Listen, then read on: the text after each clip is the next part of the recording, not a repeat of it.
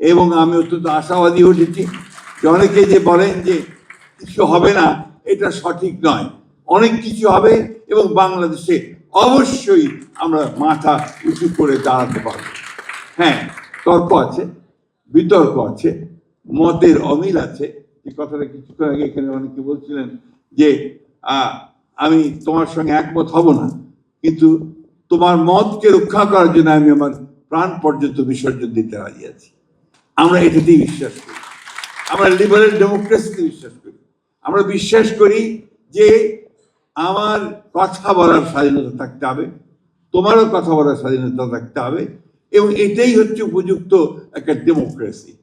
বাংলাদেশের দুর্ভাগ্য যে বাংলাদেশে গণতন্ত্রটা চর্চা হয়নি, ওইটা বোধ হয় সম্ভবত লিগেসি অফ পাকিস্তান পলিটিক্স থেকে এটা এখানে হয়নি। আমরা এখানে দেখেছি খুব স্বল্প সময় ধরে কিছুটা চর্চা হয়েছিল, তারপরে আবার সেই চর্চা থেকে আমরা দূরে সরে গেছি। আমার দুই দলের বিতর্ক শুনে খুব ভালো লাগছিল। তো একটা আমার আপত্তি আছে, এই যে আপনার মাননীয় প্রধানমন্ত্রী আর মাননীয় স্পিকার কথা, এটাকে আমরা বাদ দিতে পারি না? আমার কেন জানি মনে হয় যে এই মাননীয় কথাটা থেকে কিন্তু সমস্ত অটোক্রেসির জন্মটা বোধহয় হয়। আমি আমার অভিজ্ঞতা থেকে বলছি, আমি কিছু দিনের জন্য অর্থমন্ত্রী ছিলাম, মানে প্রতিমন্ত্রী ছিলাম আমাদের দেশনেত্রী বেগম খালেদা জিয়া সরকারের সময়। কৃষিতে ছিলাম, এরপরে সিভিল এভিয়েশনে ছিলাম। বান্ডেল থাকলে প্রতি সেনমানিতে টাকা বাঁচবে।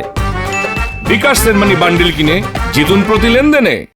তো আমি যখন ঢাকার বাইরে যেতাম, তখন আপনার প্রথমে সার্কিট হাউসে গেলেই ওখানে একটা পুলিশের কন্টিনজেন্ট একদম চৌকস ভাবে দাঁড়িয়ে বিরাট একটা গার্ড অফ অনার দিত, আর সঙ্গে সঙ্গে আমার মনে হচ্ছে যে আমি একটা কেটা একটা বিরাট কিছু, যে আমাকে আপনার সেলুট দেওয়া হচ্ছে।